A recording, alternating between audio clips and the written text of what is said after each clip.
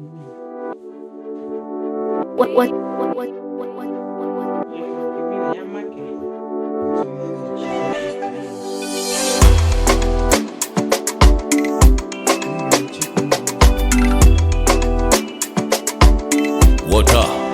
road.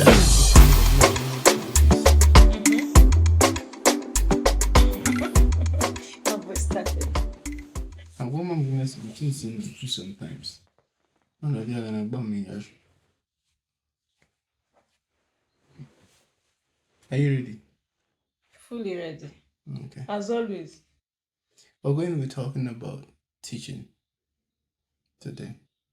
So, first of all, we need to figure out how we even started this. Do you know, I just realized I've never asked you, why did you choose to teach? Okay. How did you come about teaching? How did you get into that? You've been teaching for how long now? I've taught for, I think, from 2017 till today. That's like how many years? 2017 up to Yes. now. I graduated from Federal College of Education the year 2016. Mm-hmm. So from 2017, I've been teaching. I started with primary school. Let me count it on you now. 2017 to 2020. It's like how many years? That's 3 years. Okay. 2020 to 2026. Like 7 to 8 years. I think. That's 9 years. Okay, 8 to 9 years. I've taught for 9 years. Mm-hmm. I started from a primary school. Mm-hmm. I taught in Divine Mercy Academy in Wiziki. Shout out to Divine Mercy Academy. I taught How can them. it exist? Yeah. Mm-hmm. Still functioning very well. So I taught there. I taught primary. When they employed me, I was teaching primary too. Mm-hmm. So they saw how good I was. Then they decided to take me to primary 4. Was it 4 or 5? Mm-hmm. I think primary 4.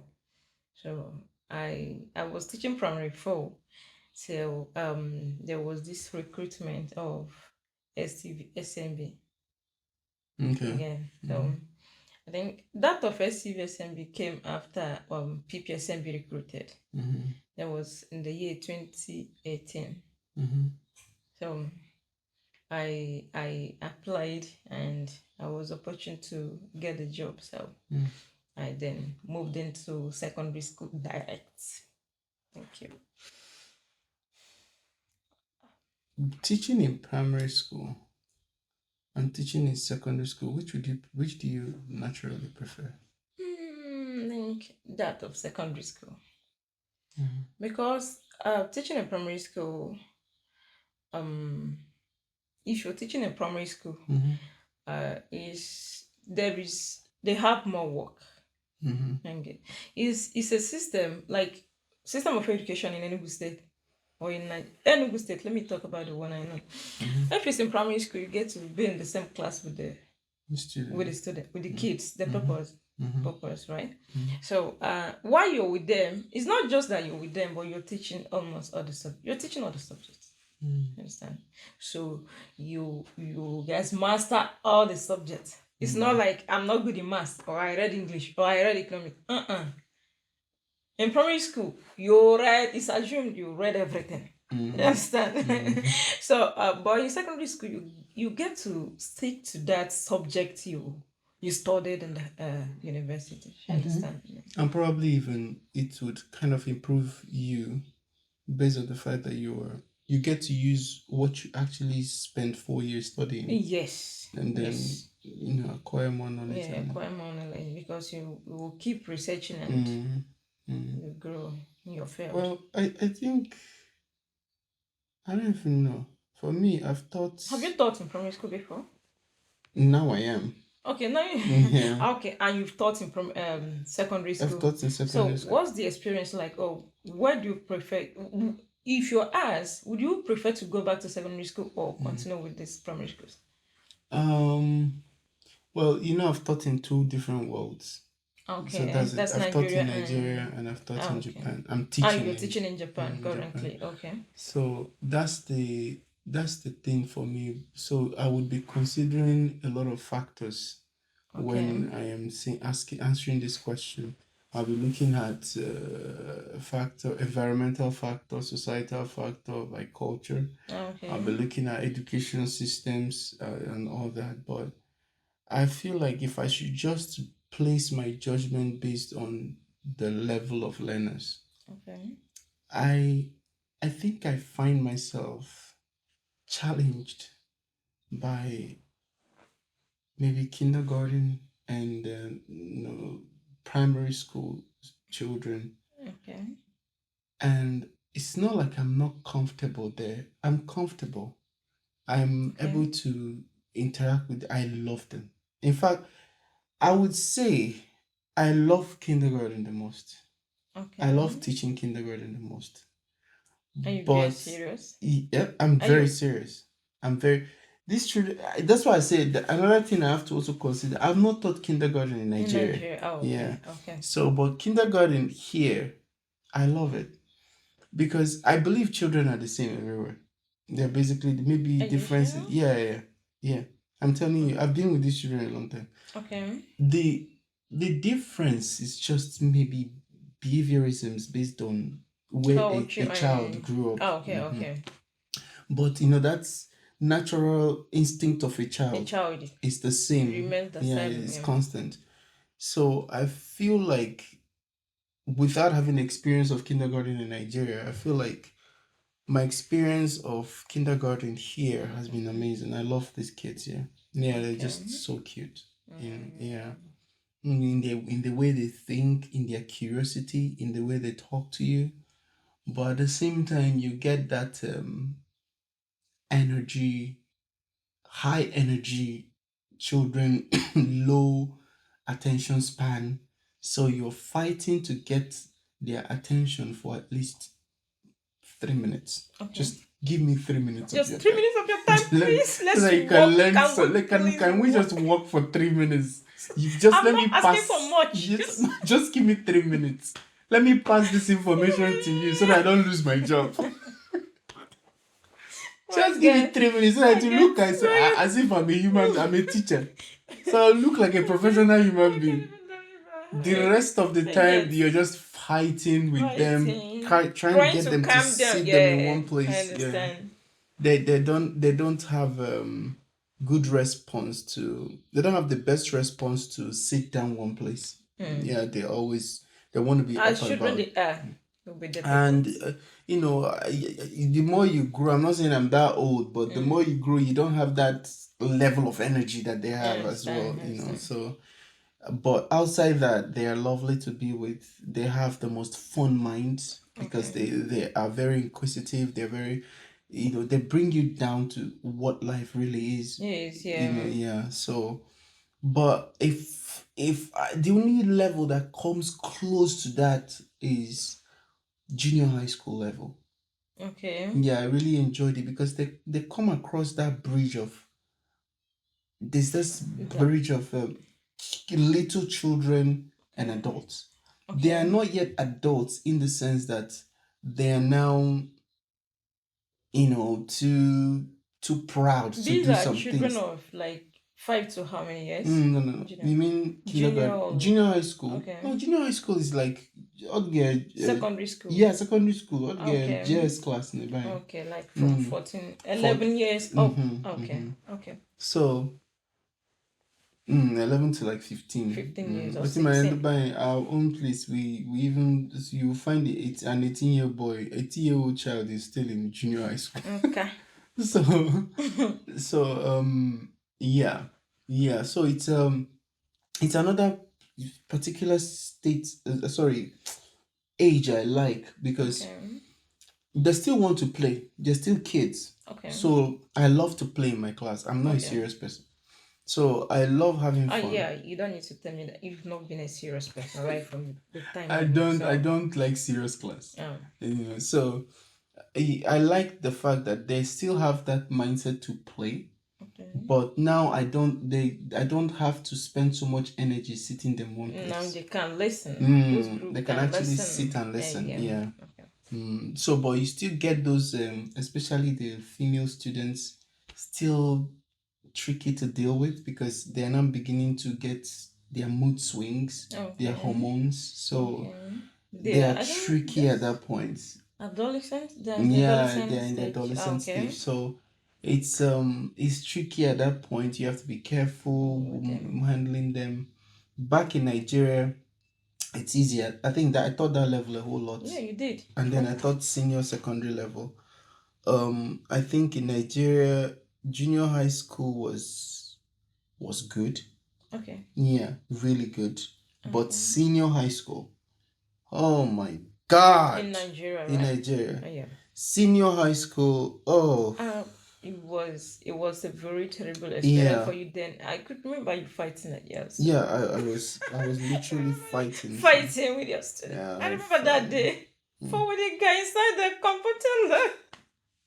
I was literally fighting. Okay. Yeah, so I think for the seniors level, that's a level you expect more from. Yeah, and you don't get what you expect from them because they have big ideas and they think they've grown and they think they know it all. They can do it by themselves. Yeah, and it becomes a terrible experience for you, sometimes. So, but junior high school, good, but I think they still have that fear in them. When you say do this, they will be like, teacher said we should do this. Yeah. They still have that concept of fear Yeah. in them. Yeah. So I would say kindergarten is my best. Oh. Yeah. Now back to my question. What made you choose teaching? Was it something you stumbled upon or you actually desired to teach? I think I actually desired to teach. Okay. Right from when I was still a small girl, like the age of during my primary school days, I've always said, I'm going to be a nurse when I grow up, or a teacher. I see that I be a nurse or that line. So, but I ended up becoming a teacher. I'm not regret. It's a thing I've always loved to do.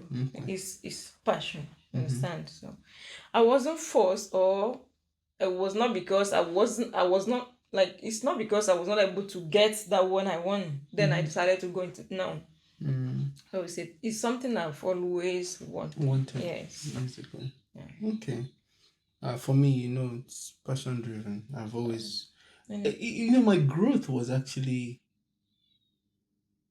I wouldn't say it was unique. I'm sure a lot of people have experienced this, but it was interesting to me because when I started off, I didn't want to be a teacher. I wanted to be an artist, like maybe a singer or especially a singer. I could remember you telling me one time that you wanted to study pharmacy, or was that pharmacy? No, I never wanted to study pharmacy. Whoa. My parents wanted me to study pharmacy. Your parents wanted you to study. Did you? I did.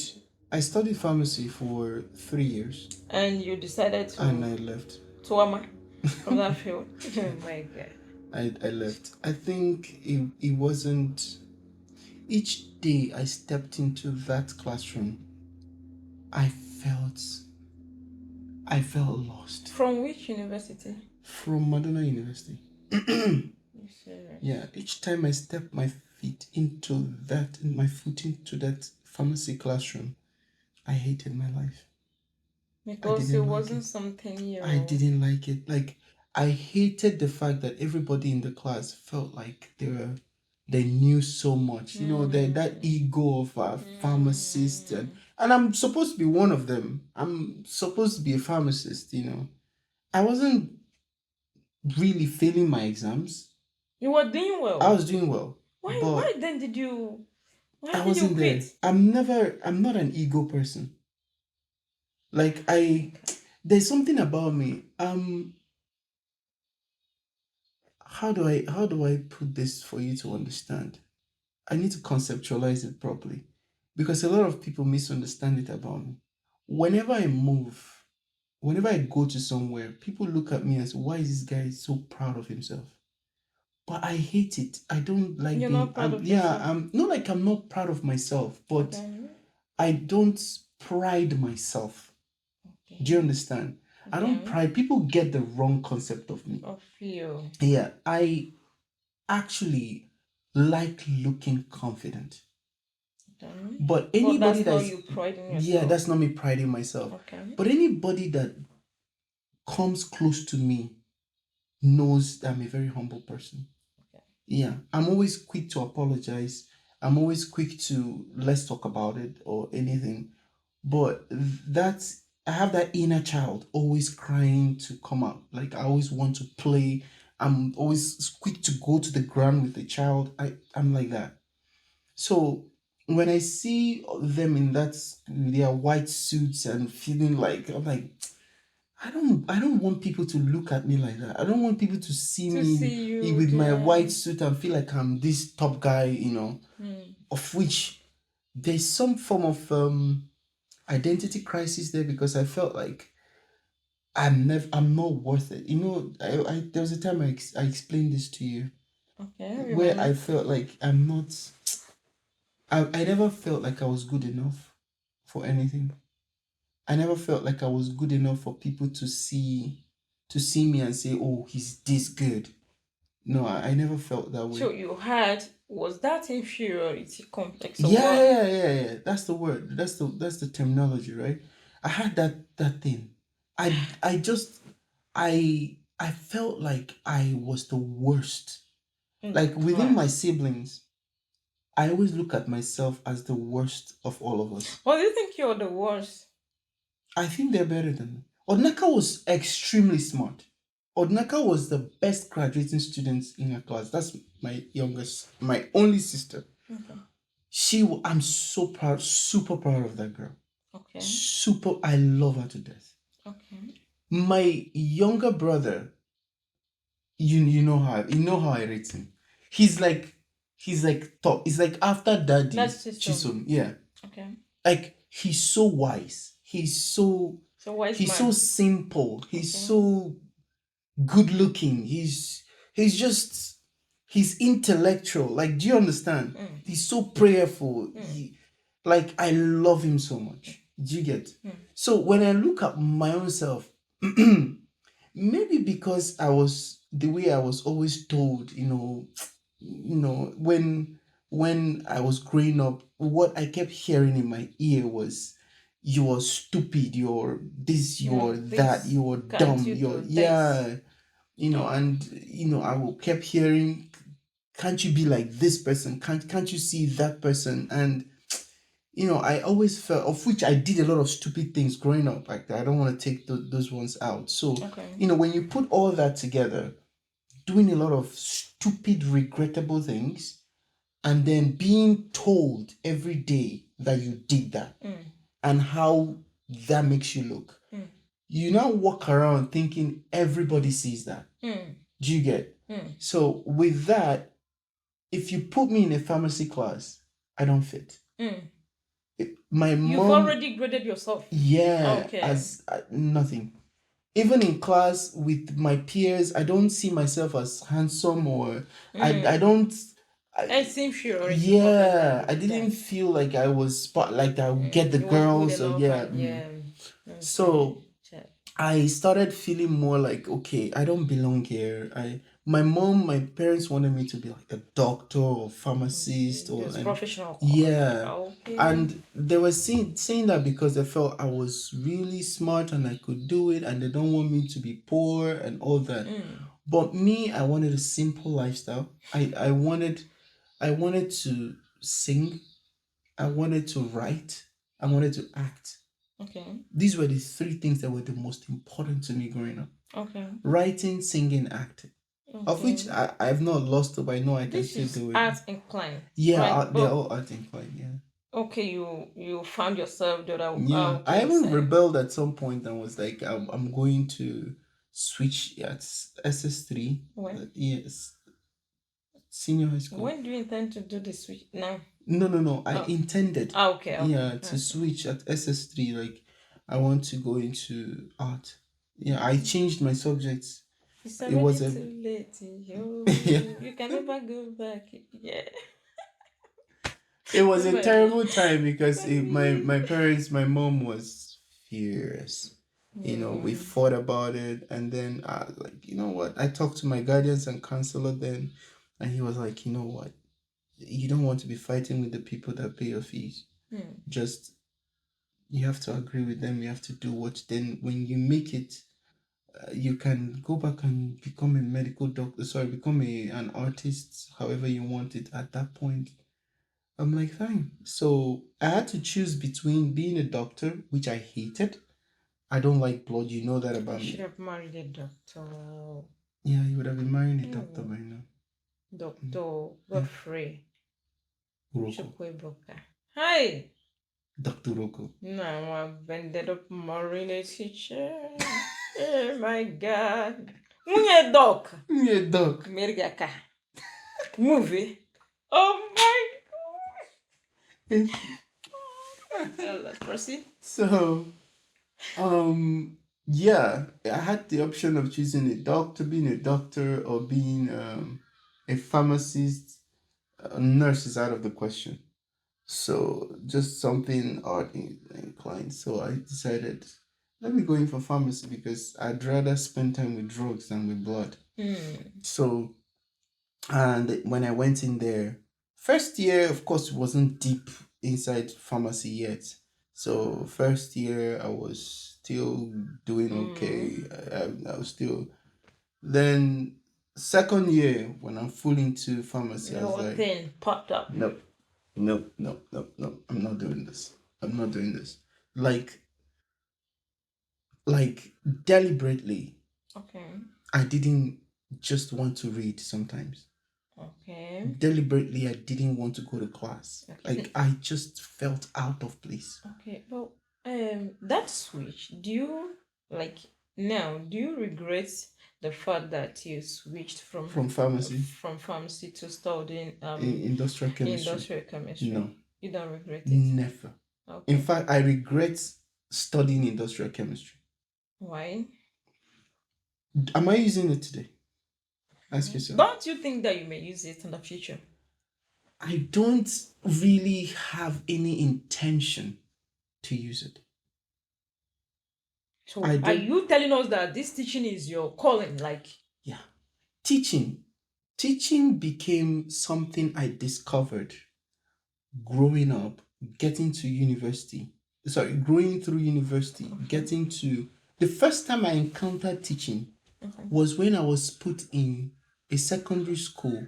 Sorry, in sorry, when I that time I told you I switched my class, I wanted to be in art class. okay.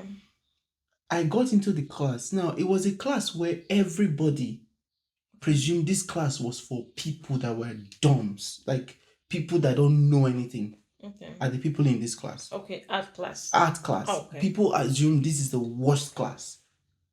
And there are two of those really, classes. that's not what it is. That's not what it is. Okay. Today, right now, most of the students from that class have the most money now. Okay. Of all of us. Now, then get money pass. Okay.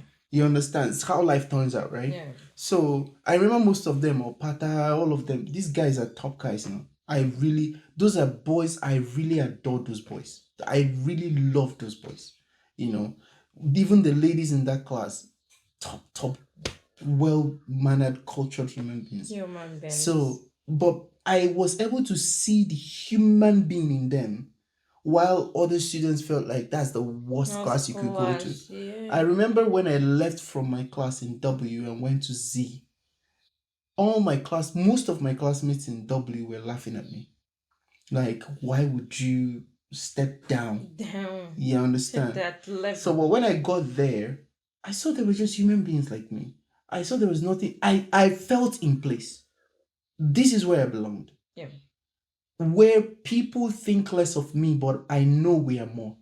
That was where I met people that were how do you say literary, like, how do you say the word, that they were writers. I met Irene there. Irene was a vivid writer. I met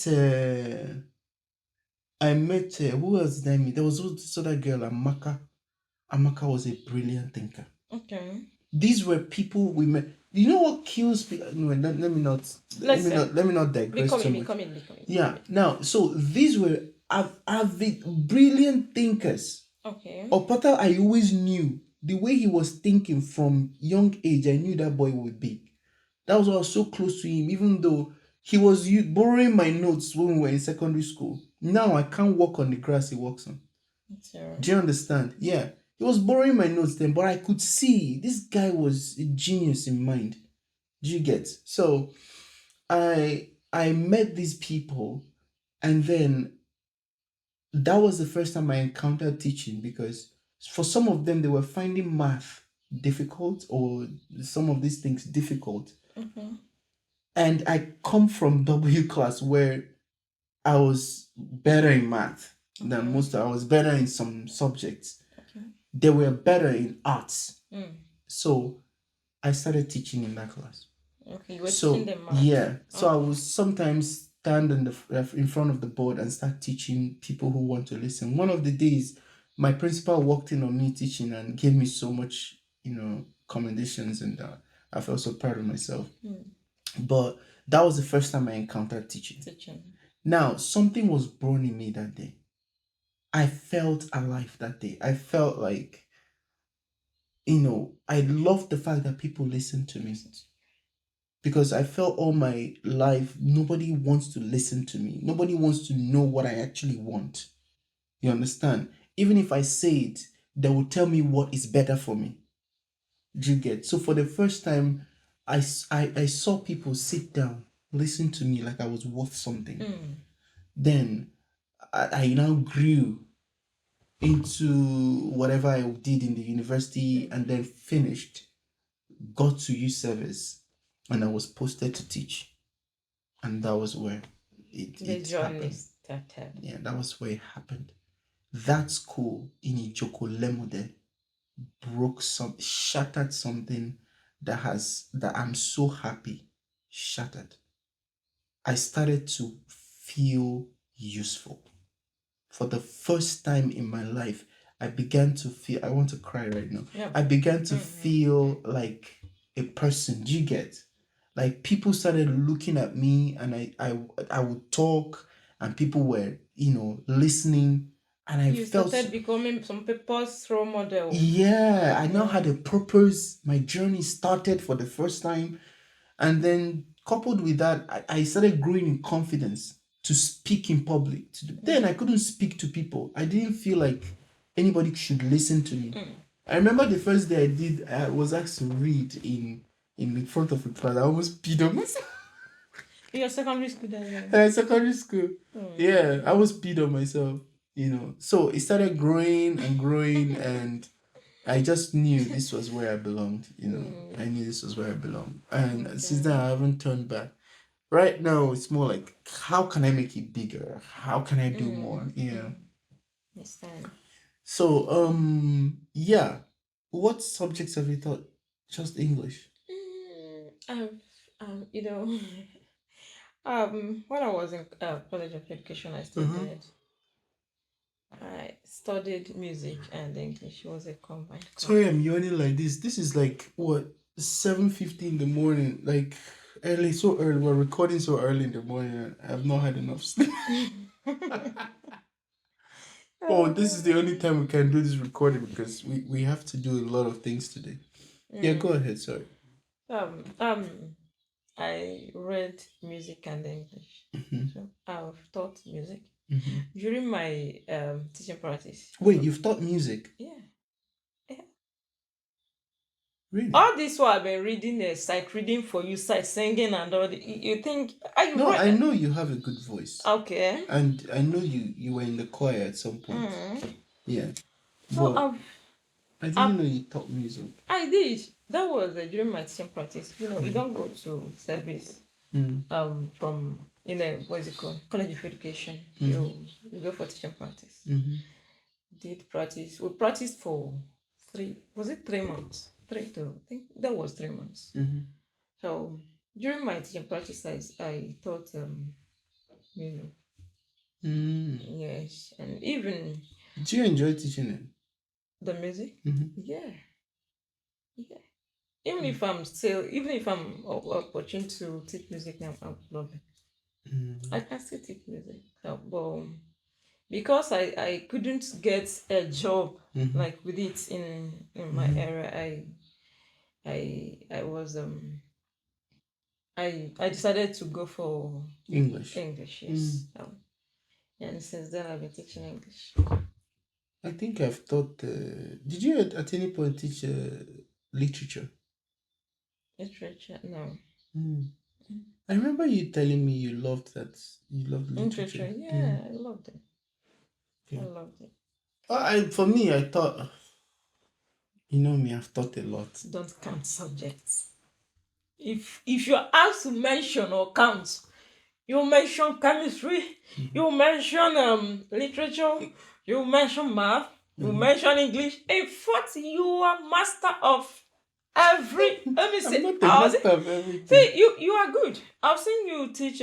I've seen you in class teaching students. What is it called? Economics. Economics. Even I think biology. You've taught us biology. I remember when you were Chinasa, when you guys were dragging stuff, botanical names.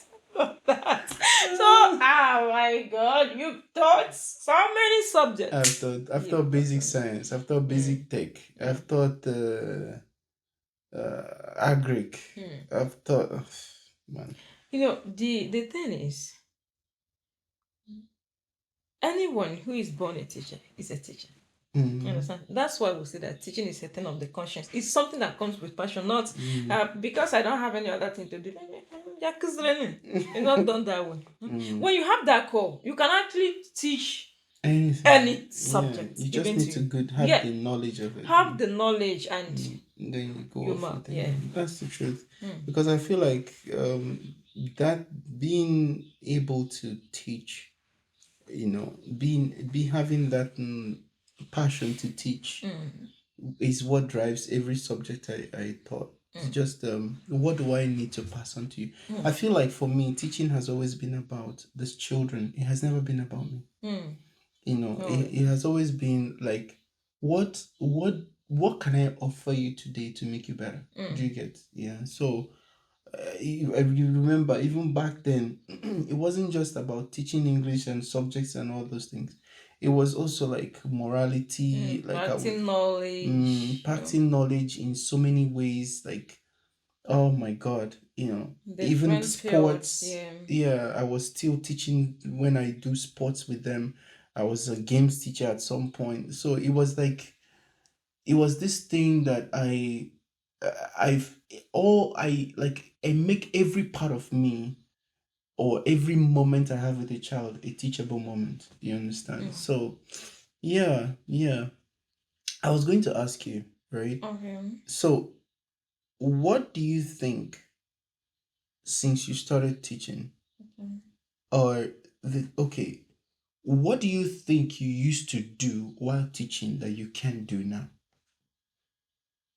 The things I do, like your growth through teaching. When you started off, there were things you used to do, and then you learned while you were teaching. Like as you moved on, what was that thing you feel like is the most important thing you learned while growing as a teacher? The most important thing I learned while growing as a teacher. I think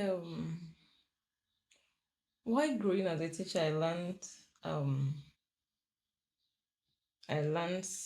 to be growing. I didn't see myself as just a teacher. I saw myself as even a medical doctor, because as a physician, you understand, I as a motivational speaker, you understand, as okay, when I say I wanted to say therapist. But you get to cancel the students. You get to buy drugs, and I saw myself as a parent in that class, like as a mother to the kids. You understand? So because there are situations that I've bought drugs for them. Even with that, I just had to let the head of the school know that this child is. If the school is like, we don't have paracetamol, I'll just rush out and buy the drug for that person. You understand? All I need is that permission to do that. I've seen myself buy food for the kids. You understand? I've seen myself pay school fees. I've done it. There was a day, there was a time they were writing an exam, and this child was outside crying. I was like, what's your problem? Are you not writing it? Are you not writing it? Oh, yeah, Drew, what? I said, I need you. How much are you owing? Some 30 something thousand. At that moment, you know, teachers are poor. You understand? Financially, we are poor. So I was like, so if you are still growing, like this stage I am, I'm still poor. So I was like, that is something. How much they my accounts? I don't know. That morning I couldn't afford it, but I had to go to meet the boss. You understand? I told the boss, I pleaded with the boss, please allow her to pay. Give me some days so I will make up. So the boss listened to me, and the child was able to write it. So I grown as a teacher. I became a parent to the student. I became a therapist. I was guiding. I was counseling. In fact, many times. Many times. I think it's something that you tend to learn growing. Yeah, it was the same for me, but I think the most important thing I learned, something I used to do that I don't think I would do it now. I won't flog a student again.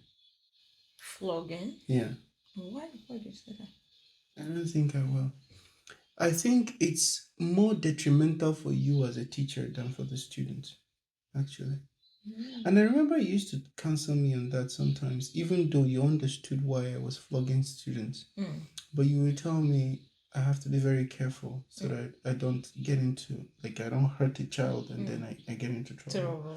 So for people who are listening who are not Nigerians, in Nigeria, flogging is okay. Why it's okay? It's not a crime.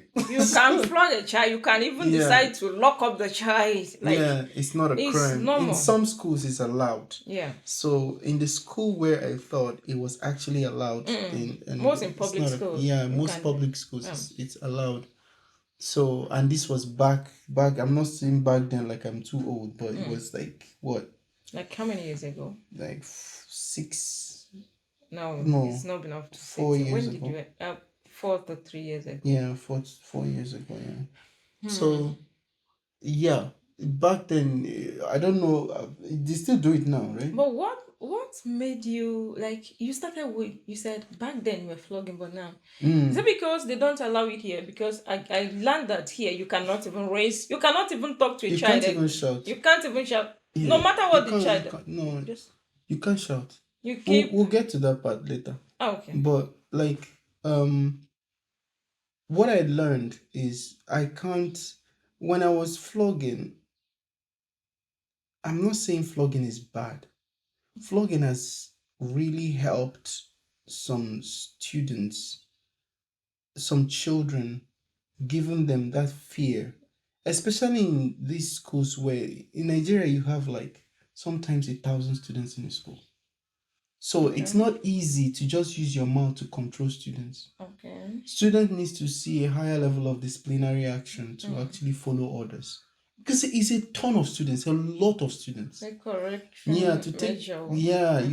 There's a higher level of disciplinary action that may need to come in sometimes for other people to look and go, oh snap, I can't do this. I have to follow what others are doing. So when you have that high number of students, the chaos is different. So but now being around these people here, I'm not saying I regret flogging them, but I'm saying I won't do it again. The reason is because I came to realize in truth that when you beat a child, if something happens to that child, it's on you. Okay. Right?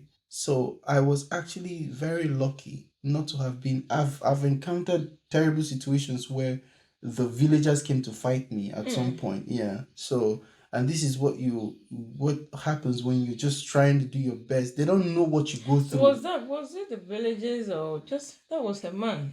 I think it was a drunkard from one corner. Was actually I don't know, but he's from the village. They were okay. They're from the village, so I don't know. Okay. It's not the whole village, of course. I could remember other people that were like praising you, and they were like it not because of my stable guy and all that. It was just that particular guy now. I love that he's a drunkard. So I think that word is it drunkard or drunk? Drunk. Sorry. Is it drunk? Forgive my. I don't know if you could be right. I don't know if We'll check it drunkard up. is still in use. So yeah, we So now dated English. yeah, probably. So Okay. yeah, I feel like you will be more in trouble if you hurt a kid. So I don't regret doing it because it really helped a lot of children. But I wouldn't do it again for my own safety. Yeah. Okay. And again, I feel like sometimes when you flog, you give yourself an easy out. Okay. So when I had no other disciplinary method, I started to think on my feet. How can I get this child to listen to me without laying my hands on that kid? Do you get? How can I get this child to do what I asked him to do or what I asked her to do without touching her? Do you get? That's when I started learning how to teach children from day one. Classroom boundaries, what they're supposed to do, what they're not supposed to do from day one. Being firm. Yeah, being firm about it, and those things started being a part of my teaching style, and then also being more productive. Like I finally realized that my production, then I flog, but a cane never follows me into the classroom. Yeah, a cane never. All my students knew I don't ever enter the classroom with a cane. If they see a cane in the classroom, they know they've committed. There's danger. Do you understand? A cane, because I like my classroom to be fun. Everybody's laughing. So I realized that I needed to be more productive. I also realized that it's when you have students, when I came here, when you have students who are they're not ready to hear advice on why they have to do better or they don't need that from you. You now realize you have so much time left to actually be more productive. You understand? Then you realize, oh, you now back then you go half your teaching, you spend the other 20 minutes talking to the children. Because if their head is not in the right place, whatever you're pouring into them is just empty. They cannot learn. You have to put their mindset in the right place for them to carry what you're able to actually give them. Yeah. So I started knowing now I don't have to do all that. Well, I have to do more now. You get? So I started improving myself more. So I felt like if flogging gave me an easy way out. When a child does something wrong, I just beat the child. The child returns to do, and that was easy. But when I had no cane, I started learning more, improving myself more. So now I know the question you were going to ask me. What were the things? What did I notice? What did I learn being here as a teacher? Yeah. So I feel like I learned a lot. Okay. The cultural differences there, of course. Okay. And you first of all learn the culture to understand why the children did what they did sometimes. Yeah. And why things are differently done by these children than the children you encountered. Yeah. So I spent at least a year or two still trying to understand the culture. Even now I'm still trying to. But when I started to get it, experience it, I now started to understand their behaviorisms and their mannerisms and all that. And then I now started trying to find myself in that situation. Because it's one thing for you to understand why they do what they do. It's now another thing for you to try to incorporate yourself into it. Accommodate them, because I'm different. I'm different. I don't want to completely change myself, but at the same time, I knew I had to change a part of myself to be able to suit where I was. So I started doing that, and I think up till now I'm still doing that. So I had to learning grow. the state is a continuous process. I had to grow like a different personality when I go outside and I'm in that office. And when I immediately I leave that environment, I'm back to who I really am. You know, 'cause I hate that person sometimes. I really do. I don't like the person I am in there. So, but I think I learned, first of all, I talked about, being better, knowing more.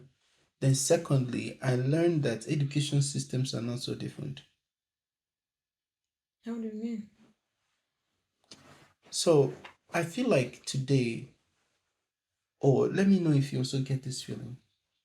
I feel like today, education is, there is this attack on education, and this is not in Japan, or this is worldwide, Okay. in the sense that they are reducing the value of education, right? Okay. And this is coming from different angles. Okay. So, for instance, here, you can go ahead and tell me more about Nigeria, and I can also do that. But here, one of the things that upset me the most is how much power they've given to children Okay. in decision making, and how much, how less of a power they've given to Teachers. to teachers Okay. and even parents. Now, in some cases, it's the parents having ultimate power, and in some over the teacher or the school entirely. Okay. And in some cases, it's the child having the ultimate power. But in none of this situation is the teacher having any power. The teacher is like handicapped. Yeah, you're just there. You stand up, you stand. Yeah. Sit down, you. So okay. Yeah. Go ahead, say what you want to say. This thing you just said reminded me of how it happened before I left Nigeria. Mm-hmm. There was a time during this this concluded WASI exam, Mm-hmm. WAEC. That the school authority summoned the meeting to inform us that the exam is around the corner, and the ministry has been serving us a letter from our practice, this and that. The board is saying that we're not going to allow these kids, you understand, to engage in malpractice. But then none of them should fail. Like they should not fail. That we the teacher should work on making sure that they will not fail. How was like you don't want them to like these kids they don't 90% of them cannot write the exam on their own and pass. You understand? Now you've told us that you've told us that you don't want them to engage in my practice, but at the same time, you don't want them to fail. Possible, like you as a teacher, you cannot do anything. You know what's funny? You said 90% of them cannot write the exam on their own. It's not exaggeration. No, the interesting part of it is that 70% of them cannot pass the exam even with help. I'm telling you. You have to. Even with help, they cannot pass the exam. Let's not go that side. Teachers are handicapped. You understand? You get to they move you like robot. Like you don't have much say. You don't have much say. Sometimes parents will come with their own and be like, oh, school authority will do their own. The teachers. This is how they control you with remote. That's the problem. That's quite unfair. I feel like the education system is undervalued, and these are different factors that are affecting it now, and it's actually affecting the way I'm thinking through my career as a teacher, because I'm beginning to think, is this still worth it? Do you understand? Because you walk into a school environment and you realize you are just passing by. Well, is this how it was? Like back then during back then? It wasn't always like that. Our teachers they had so much say in the growth of children. Okay. Like before a principal would make an announcement, there's going to be a teachers meeting. You must have start with the teachers, talk with them. I'm sure, of course, I wasn't a teacher back then. Teachers back then would also have things to say. Okay. But I've had conversations with teachers. Okay. Some of my teachers that I that taught me, where they're telling me that now you're seeing how deteriorating the education system is getting. So back then I knew teachers who would stand up, stamp their foot and say, this child is not doing this until I say so, and nothing will happen. But now teachers don't get that kind of power. They don't have it. I'm not saying teachers should now. There are no teachers that don't use it to the bad, to bad effect. It's good to give a teacher some amount of power in the classroom. Do you understand? You want to say something? A student once beat up a teacher fighting in a school in Nigeria, and not even what is it called, expulsion was given to the child. Not even what is it called? No punishment at all. Nothing was. Students have fought me. That student graduated from that school. See, were you injured? Like when they fought you, were you injured? This one, the child used, this steel, this wooden. He used it on the teacher's head. Sure, you get. And not even a single punishment was given to this child. That's just it. Tomorrow, that teacher will go back to that class again and teach that student. How do you think the rest of the students are going to listen to that teacher? But that's how it is in Nigeria. But it's not. That's why I said the education system all over the world is not so different. Most teachers are crying about the same thing. Here is more, gentle. It's more professional. That's the more word. Polished. More polished. More romantic. Looks as if it's the same. It's the same thing. Students are almost fighting teachers here because you tell a student sit down. Student doesn't look at you and say no. They look at you and say no. And there's nothing you can do. You can beat him. You report the child to the parent. The parent will take the child away from the school. Maybe he's not good enough to stay here. Let me take him.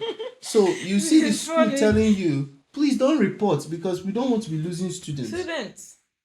And the school will now come to you as the teacher and go, maybe you're not good enough. Maybe you're not teaching enough. Maybe you need to work on your classroom management. When they're seeing clearly, someone is spitting. I've had a child spit on my face. Can you imagine? A child is spitting on your face. In what room, in what environment is that allowed?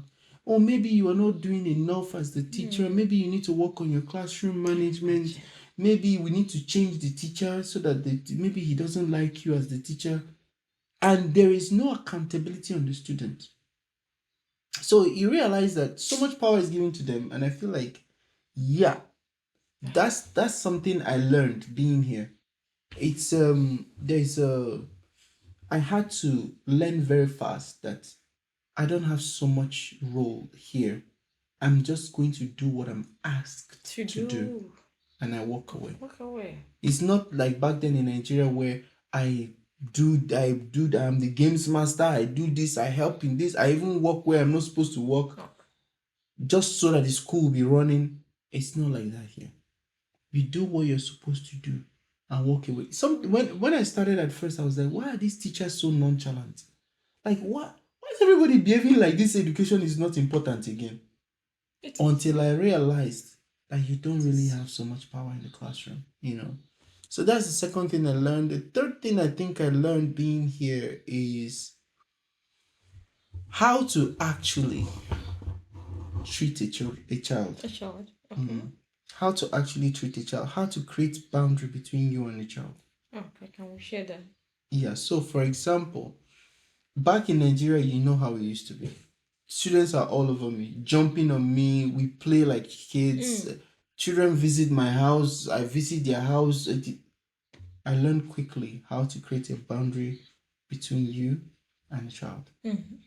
So I couldn't understand it because I always felt like the best way to let a child be close to you is to be there, like be in their life, like make them know that you see them in the same way. Because I always, that thing I always had in myself, I felt like I wasn't worth it. I always had that passion of letting a child know you're worth it. Especially when a child is not doing well in classroom. You can attest to number of students I pulled from this literacy level to that literacy level. I did that for so many children. But And it takes a lot to do that. And I felt like the only way I knew how to do that was constantly reminding them that if I am here, it means you're worth it. If I'm sitting here with you, if I come to your house when you're sick, if I'm in your house, if I'm in you with you in your life, it means you're worth it. If you're crying and I hold you. If you're crying and I hold you, you know you're valued. Do you understand? So, but I realized quickly here that that can be seen in a different way. Completely different dimension. Yeah. So, and for you to always create the right optics, at first I thought that would be me pretending. But now I started to understand it's optics. You need to you can do all that for a child with and still maintain the right optics. Because here the the hammer for a crime like sexual harassment or any of those devious things incidents is much higher, and there's a quick accountability for that. Do you understand? Yeah. So if they even get a hint of it, you're fired. Do you get? So in Nigeria, but here it can be a rumor. So you don't get to touch your students or your your learners here. You don't you don't. Like body contact, like you don't. The most you can do is turn your back like this. Hello, like this. If a child is crying, you kneel down when you stay in front of the child and be watching the child cry. Like you need them. Just be using comforting words. Just use your words. Don't touch the child. Don't touch the child. Yeah. Then I will not kneel now. That's the problem. Cry. That's the problem. Cry to your satisfaction. It took me a long time for me to be able. Even now, it's still impossible for me not to touch a child. It's still practically impossible for me not to touch a child. There are sometimes when I know, okay, yeah, you think that they will run to me and they hug me. The way they run into my arms when they see me is something different. And I seem to be the only teacher in that school that has that effect. In every school I go to, I seem to be the only teacher that has that effect. Where I walk in and everybody run. How they greet here is they run, they get to you. They don't hug you. They just go, hello. But with me, it's like they get to the end of it. They hold me and then you get a child, like 15 children do that. At some point I go, hey, how are you? Thank you. How are you? Good morning. And but this, you see this, oh, good morning there. That's a crime. It's sexual. That's sexual harassment. Be careful, you're going too far. You're rubbing the cheeks. You're rubbing cheeks. You're rubbing cheeks. Remember the day I got the email that I'm rubbing cheeks? I found out this is what I did. I'm rubbing cheeks. When you told me, I was like, come, bring your face. Was it like, you people were doing like this? I was like, you're rubbing cheeks or what? This is what I did. I'm rubbing cheeks. You're rubbing I almost got fired. Things. My God. Yeah, I learned that quickly, how to create that boundary between me and the child. So I think these are the 3 things I learned. Now, question I will ask you is, what is something you feel like, I get it. We talk about how much, teachers are not given powers. Teachers are fucking up the school are fucking up in so many ways. Yeah. The system is not so good. But what do you think where do you think some teachers are also getting it wrong? Where some teachers are getting it wrong? What's one instance you can, or 2 instances you can give where you feel like teachers are actually getting it wrong? Like, come on, you guys, we need to do better as well. I don't care. What they are getting it wrong is, as a teacher, you need to know your worth. You understand? But most times we get to be like, we get to be pushed like animals. That instance I gave you of where the management was telling the teachers to make sure the student how can I make sure that a student like is this all I have to do for the child is to make sure I teach. And I'll make sure I teach them, deliver my lessons properly, prepare them for the exam. But how can I? help Is it people. in my power to make a child?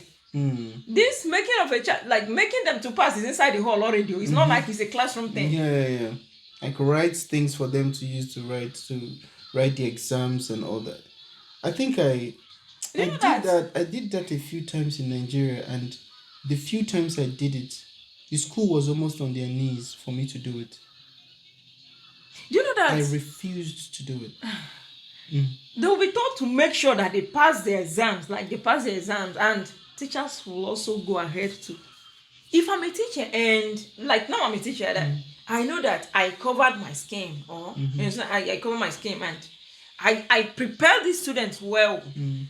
How can I come and bring myself down by making it? You know that by so doing, the students they already know that you are a year teacher. You understand? Just that's you like standing too low before the students. The one that is even painful back in Nigeria is some of these teachers, they are even the ones fighting for exam malpractice to take place. It's because they get money from that. Yeah, they make money and all this is just as a result of poverty. Yeah. You understand? See, they encourage malpractice for them to get money. You understand? I remember going to supervision for junior work. These children paid money. I said there was not going to be exam malpractice in this hall. But by the time I looked at these children, none of them are ready. I've gone for that thing. And I'm looking at a set of 100 children that were not going to, that their future depends on me. Okay. Right? Now, these teachers, on their own, they are fighting for the money. They're not even concerned about these children. They are fighting for the money. And the children have already paid this money. Now, they offered me the money they offered me my own share, for them to write the exams. And I told them I'm not taking do my practice. And I told them I'm not taking that money. Okay. And you won't allow. And I won't allow anything. Okay. They fought and fought and fought and fought. And it got to a point where I was like, you know what? I will allow them to write the exams. Well, you won't because of the faces I'm seeing here. But I won't collect the money. The person that was with me told me, if you don't collect that money, okay, those teachers will take it. I'm actually giving them what they want. So it's better for me to take it so that they don't get it. Do you understand? So I took it from them, and then I gave the guy, because the guy was the one driving me to the different schools I went to. So I gave the guy a part of it. Okay. And then took the rest. Remember then I took it, we took it out with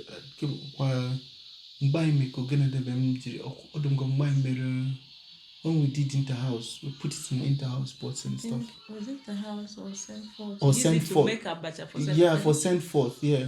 We used to make food for children, and we gave it back. Like, it was terrible when I looked at these teachers, the way they were behaving. And you know, somebody may be looking at me now and be thinking, oh, why are you talking as if you are so righteous?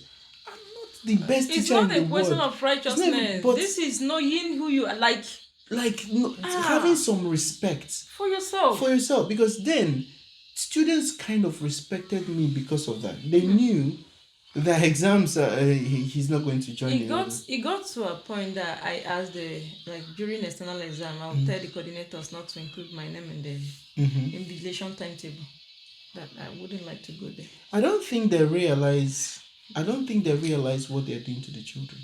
I don't think they know how deep rooted that thing goes. I think malpractice is the evil of education in Nigeria up till date. And it is something that is done in most what is it called, public schools, Even in private, most some most private most schools, private school. in most rural areas, You know, especially in rural areas. yes, you know, some schools, like most schools in rural areas, are using it as competition. Like my school, yeah, my my school school has the best best this. malpractice system. It's killing the children, it's killing the education level, it's killing everything. I remember that junior work. Listen, if after each exam, I'll pray with them and I'll talk with them. I've forgotten the name of that school. I'm not even supposed to call it here, but like I know those children will remember this face. I prayed with them and I'll talk with them.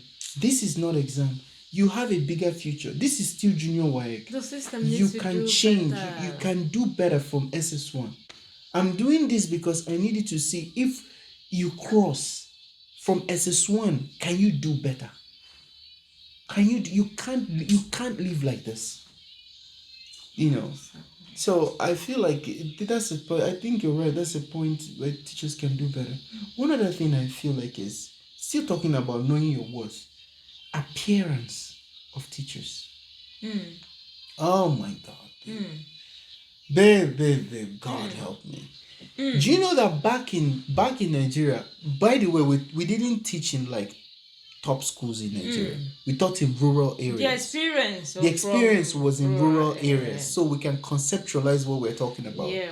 So back in rural areas, when you dress well to go to school, people look at you like there's something wrong with you. I've been asked that question several times. Is there any other place you're interview. I'll be like, what do you mean? This is a place where I work. I have to dress well. This is my office, for crying out loud. I have to dress well to come to work. And you see people... They even get to laugh at you. Yeah, laugh at maybe you. You're talking in... Yeah, you're feeling too big. You're proud of yourself. You're wearing nice shoes. Like, why should I not dress well to go to work? You know? And I feel like it's a big part of the reason why students in Nigeria don't respect teachers. Because the way you present yourself is the way you're going to be talked about. A student have once asked a teacher to... the teacher wanted to see the child's what is it called, the slippers. Like take the child's slippers away. Yeah. Okay. Then because they were supposed to be wearing sandals and shoes. You understand?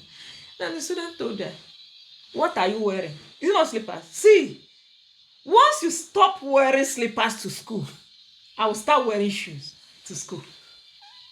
That child insisted that teacher is not going away with that. Till date. He didn't even, that child, the male student didn't even pull the slippers. Christ. The teacher stood like she was just watching. You couldn't do anything now because you lead with example. They have to see you as their role. They have to look up to you and say, "Oh, look at how sweet my teacher." They will. Oh my God, we are not getting it. Yeah, I feel like teachers don't get it, that they're the inspiration for the children. You are the beacon the children look up to. You understand? And to a large extent, it's a big problem. It's a big problem. I don't know how people can solve that, and if you talk about it more, it looks like you are how do you say, when you are putting sansan in their gari, like you are the one that is blocking their progress. For them, that's their progress. You don't wear nice. See, dressing nice doesn't mean for you to go and break your bank before you. With 500 naira okrika gown, you are good to go. Nobody will even know. Just wash it, iron it. You are good to go, and you will look very, very smart. You understand? But they would prefer to mess up their life. They will wear one nonsense clothes, wear slippers. The bag they are coming with is not washed. Clear your throat. You're about to lose your voice. The thing is just annoying.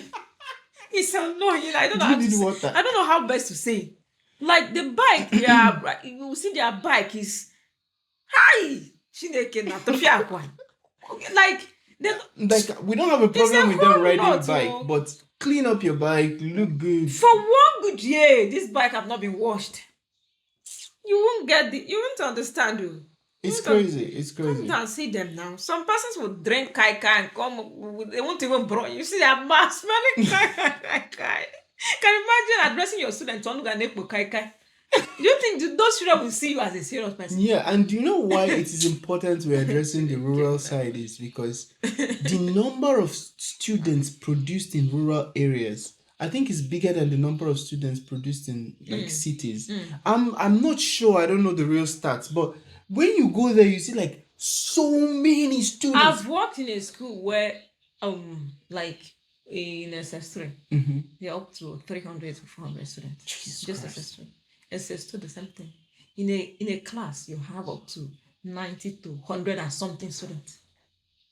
You understand? 90 in a class that is not supposed to be more than 40 students. You have 90 to so there are so many classes. They are playing, some classes you come into the class, students are sitting on windows. Some students cannot enter the class because they don't have chairs. Some are even outside looking at you through the window. Some boys are carrying their girls and babes. Let me say babes. They are carrying their babes on their laps. Talking about that, another thing I want you to. Do you think involving smartphones in schools is a good idea? Not quite a good idea because it may cause distraction if lesson is going on.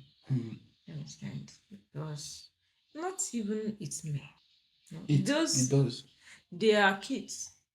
Understand? They want to understand that side of let's keep phone maybe after this lesson or after school using. Understand? You may be even teaching. Why teaching? They will, there is. I'll pronounce a word that they will. A kind of let's look it up on the dictionary and why on that. Social media now. You can something may just pop up and you leave the whole check up and just watch one thing now. So it causes distraction. Over here, I think the way they behave in junior high schools, they can bring their phones. Okay. But once you come, you submit it to the teacher. We don't submit in Nigeria. You hold your own. You are operating your phone while lesson is going on. You understand? You may ever decide to video your teacher do whatever you like. You understand? So yeah, I personally don't encourage that. Anyway, we're going to stop it here for today. Thank you so much for watching, everyone, and like, share, and comment. Yeah, also subscribe. Yeah. Thank you. All right. See you in the next one. Love you all. What